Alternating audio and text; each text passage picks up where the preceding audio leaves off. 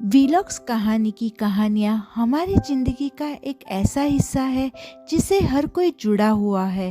ज़िंदगी के हर पड़ाव पर हमें अलग अलग कहानियाँ पसंद आती है। कभी कार्टून स्टोरी, कभी लव स्टोरी, कभी सस्पेंस स्टोरी या कभी कुछ और। वीलॉग्स कहानी ऐसा ही चैनल है जो अलग अलग कहानियाँ लेकर आता है। आज इस कहानी में एक अलग ही स्टोरी है जिसे आप सुनिए। और हाँ, आपको स्टोरी अच्छी लगे तो लाइक, शेयर और सब्सक्राइब करना ना भूलें। कमेंट के ज़रिए अपनी प्रतिक्रिया अवश्य दें, हमें इंतज़ार रहेगा। शुक्रिया। यह कहानी अमेरिका के एक खूबसूरत शहर से शुरू होती है, जहां लोग अपनी अनोखी कहानियों के साथ एक खास जिंदगी जीते हैं। हर इंसान के पास एक सपना है और उनकी जिंदगियों में हर दिन कुछ नया और रोमांचक होता है। आज हम आपको लेकर चलेंगे इसी शहर की एक ऐसी कहानी की ओर जो आपको हंसाएगी, रुलाएगी और सोचने पर मजबूर कर देगी। इस कहानी का शीर्षक है शर्त सिर्फ इतनी के पहले हम इंसान बने। उनके सामने एक छोटी सी कार आई और चली गई, फिर धीमी हुई, रुकी और उल्टी दिशा में फिसलकर रुक गई। दरवाजा खुल गया। एक युवक बाहर निकला। उन्होंने इन दोनों बूढ़ों के चेहरे और कपड़े देखकर सवाल पूछा, क्या आप गुजरात से आए हैं? कोई परेशानी है? क्या मैं मदद कर सकता हूं? तुम गंदे सुअर, चल निकल यहां से, अभी इसी क्षण। न्यूयॉर्क शहर, संयुक्त राज्य अमेरिका। रात के 10 बजे हैं। खेड़ा जिले के एक छोटे से शहर में एक घर बेचा गया। उन्होंने मायके में 3 बेटियों को रख दिया था। पराये के घर कोई नहीं आया। बच्चू भाई अपनी बहन के घर आए थे। उम्मीद तो यही थी कि 6 महीने तक भैया और भाभी को अपने घर में पनाह देगी, तो परदेश में ही बस जाएंगे। देश में कारोबार ठप्प हो गया था और तीनों बेटियां जवानी की दहलीज पर खड़े होने की तैयारी कर रही थीं।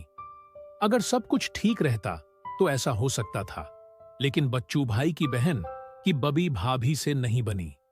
ननंद भाभी के सदियों पुराने गिले शिकवे यहां भी हो गए थे। ननंदबा को 15 वर्ष हो गए थे और वे अमेरिका के निवासी हो गए थे और पूरी तरह पश्चिमीकृत हो गए थे। उसे अपने भाई की कठिनाइयां, भाभी के देहाती तौर तरीके और प्राचीन शिष्टाचार पच नहीं रहे थे। न हालात देखे, न वक्त, और बोले, निकल जाओ इस घर से। बच्चू भाई और बबी बहन ने 4 किताबें पढ़ी थीं।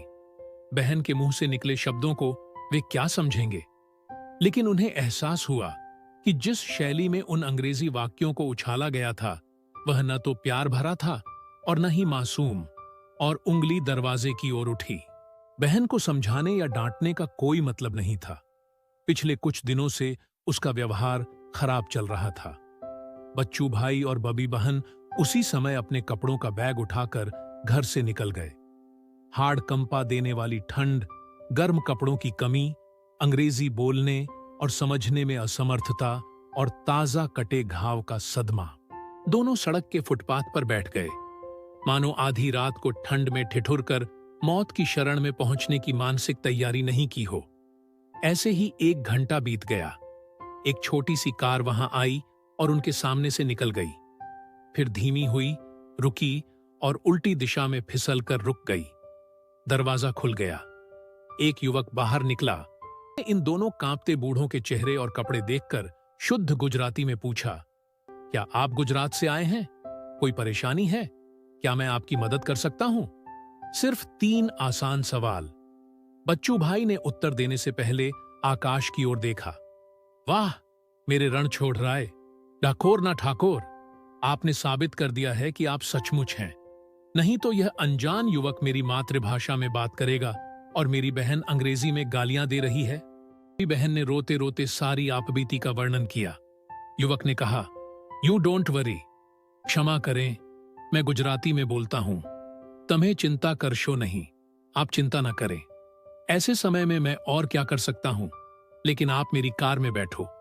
मैं एक कमरा में रहता हूं, आप आज रात मेरे साथ रहना, फिर शांति से सोचें कि क्या किया जा सकता है। दोनों लोग कार में बैठकर कमरे पे चले गए। युवक सौराष्ट्र के एक गांव का रहने वाला था। पढ़ने के लिए आया था, काम भी करता था। पसीना बहाकर पैसा कमाना और मितव्ययता से खर्च करना उनके 2 जीवन मंत्र थे। इसमें इन 2 लोगों का भार भी आया।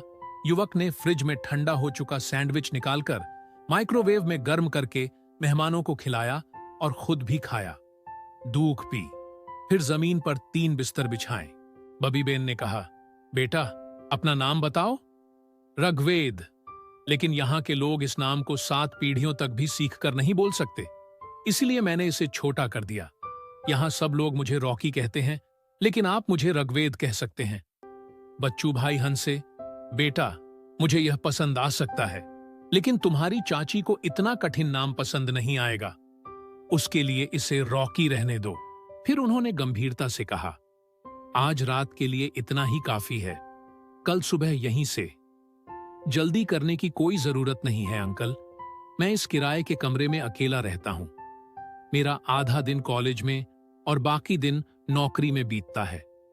मैं सुबह जल्दी निकल जाता हूं, रात को 11 बजे वापस आता हूं। आप यहां रहेंगे तो मुझे 2 चीजों से राहत मिलेगी। मेहमानों पर पहाड़ जैसा बोझ न पड़े, इसलिए रॉकी ने मुस्कुराते हुए कहा, सुबह मुझे दरवाजा लॉक नहीं करना पड़ेगा, और अगर आंटी चाय बना देगी तो मैं भूखा नहीं जाऊंगा। तुमने ये क्या कहा रॉकी बेटा?